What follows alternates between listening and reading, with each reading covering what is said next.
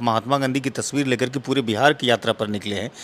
महात्मा गांधी राष्ट्रपिता ने शराब को हमेशा गंदा समझा और बुरा समझा। शराबबंदी की आप उसकी तस्वीर लगा करके कहते हैं कि खत्म कर देंगे कानून। कहते हैं कि सब हाई प्रोफाइल लोगों को टिकट दिया गया है तो संगठन को मजबूत तो करेंगे यहाँ पर जमीन पर कोई दूसरे कार्यकर्ता या फिर मेंबर, लेकिन टिकट बंटवारे में कहते हैं कि सभी हाई प्रोफाइल। तो लोगों को उम्मीदें तो खत्म हो रही है जनसुराज से कि टिकट बंटवारे में भाई हम लोग कहाँ हैं, किस तरह से हैं। लेकिन वो लोग भी तो सही सोच के साथ जनसुराज में शामिल हुए हैं जिसकी योग्यताएं कम है, जिसकी एलिजिबिलिटी कम है। सभी तो डॉक्टर, इंजीनियर या IAS या लेफ्टिनेंट तो नहीं है। उन लोगों को मौका कैसे मिलेगा, बिहार की जनता ये भी जानना चाहती है। खासतौर से जनसुराज से जुड़े हुए लोग हैं वो भी जानना चाहती है।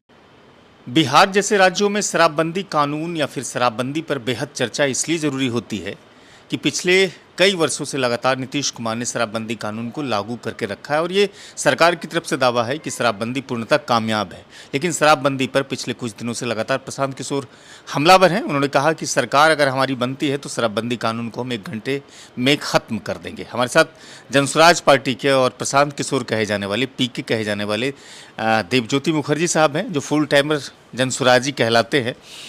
समझते हैं कि आखिर जनसुराज पार्टी के जो सुप्रीम लीडर हैं या फिर जो संस्थापक हैं वो क्यों आखिर कहते हैं कि शराबबंदी कानून को हम ख़त्म कर देंगे, जबकि शराबबंदी कानून को लोग अच्छा मानते हैं। क्यों कहते हैं ऐसा? देखिए, हर एक बात का 2 पहलू होता है। एक पहलू जो आप उठा रहे हैं अच्छाई की, ज़रूर इसमें अच्छाई है, लेकिन वो कानून से केवल एक कानून पास कर देने से वो बंदी हुआ ही नहीं। इसमें जन जागरण की ज़रूरत है, जिसमें काम ही नहीं हुआ है।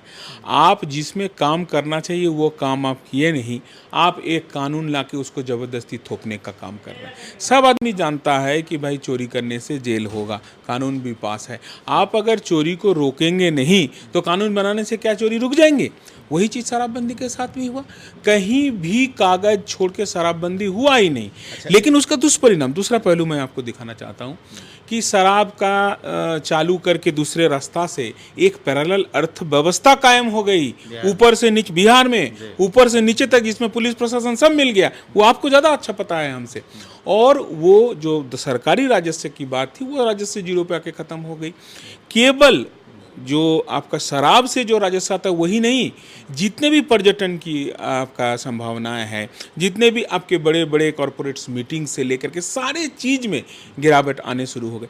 देखिए, अगर शराबबंदी करनी है तो आपको जन जागरण करने पड़ेंगे। ये स्वेच्छा की चीज़ है। आप इसको कानून केवल एक पास कर देने से ये नहीं चलने वाला है, इसलिए इस कानून को रद्द करने की प्रशांत किशोर जी कहते हैं कि हम बिहार के लोगों को रोजगार, नौकरियां, तमाम चीज़ें देंगे। तो प्रशांत किशोर ये क्यों नहीं योजना लाए, या फिर उसके पास ये विजन क्यों नहीं है कि शराबबंदी कानून तो लागू रहेगा लेकिन हम इसको जमीन पर उतारेंगे मजबूती के साथ? आप महात्मा गांधी की तस्वीर लेकर के पूरे बिहार की यात्रा पर निकले हैं।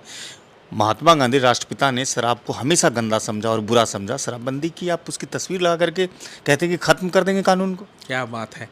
तो अगर आप गांधी को ही उठा के ले आए तो गांधी ने कहा कि सबसे खराब नशा है कि मुझे ताकत चाहिए, मुझे क्षमता में आसीन होना है, और वही क्षमता का आसीन होने का नशा पे सारे आदमी मदमस्त हैं। अगर प्रशांत निकले हैं तो गांधी जी का ही बात लेके निकले हैं कि कानून बना। गांधी ने कहीं नहीं कहा कि कानून बना के ये काम करो, उन्होंने कहा कि जन जागरण लाओ, आदमी के भीतर में वो बात को ले आओ। तो वही बात प्रशांत कर रहे हैं कि कानून केवल बनाने से नहीं होगा, हमको आदमी को समझाने की जरूरत पड़ेंगे।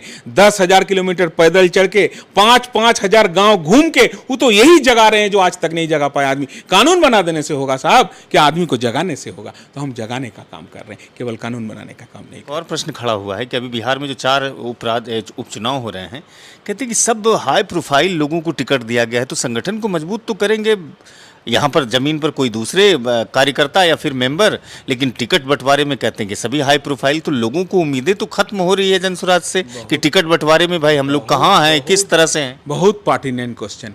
हमारे 3 सिद्धांत है: सही लोग, सही सोच, सामूहिक प्रयास।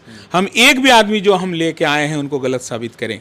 एक भी आदमी जिनका सोच है, आप चाहे प्रोफेसर साहब को लीजिए, चाहे डॉक्टर साहब को लीजिए, जिनको भी आप इमामगंज के ये लीजिए, बेलागंज के लीजिए, या हमारे तर्रारी के लेफ्टिनेंट साहब को लीजिए, किन्हीं को भी आप लीजिए, आप देखेंगे कि वो सबसे सही लोग वही हैं। और उनका सोच, जब उनसे बात करेंगे तो आपको पता चलेगा क्या सोच है। और सामूहिक प्रयास, ये जो आप बोल रहे हैं, ये तोड़ने की बात हो रही है कि इनको टिकट मिले, उनको, ये सामूहिकता जनसुराज में है कि अगर हम उनको सामने किए हैं, अगुआ बनाए हैं, चाहे हमारा अध्यक्ष जी बने हैं। आप देख रहे हैं कितना संगठित होके, कितना सामूहिक रूप से हम लोग उनको साथ दे रहे हैं। तो ये आपको एक चीज़ें क्लियर करिए, जो ठीक है, सही लोग, सामूहिक सोच, प्रयास, ये तमाम चीज़ें हैं, लेकिन वो लोग भी तो सही सोच के साथ जनसुराज में शामिल हुए हैं जिसकी योग्यताएं कम है, जिसकी एलिजिबिलिटी कम है। सभी तो डॉक्टर, इंजीनियर या आईएएस या लेफ्टिनेंट तो नहीं है। उन लोगों को मौका कैसे मिलेगा? बिहार की जनता ये भी जानना चाहती है, खासतौर से जनसुराज से जुड़े हुए लोग हैं वो भी जानना चाहती है। इन सबको 243 में ही शामिल करना होगा क्या?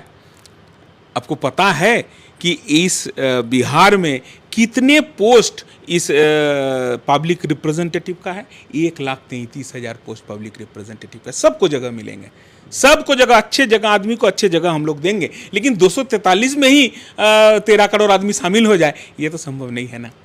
देवज्योति मुखर्जी साहब को आपने सुना, जो जनसुराजी हैं और अपने विचारों को रख रहे थे। वीडियो अगर पसंद हो तो साझा कीजिएगा, चैनल को भी सब्सक्राइब कीजिएगा। शुक्रिया।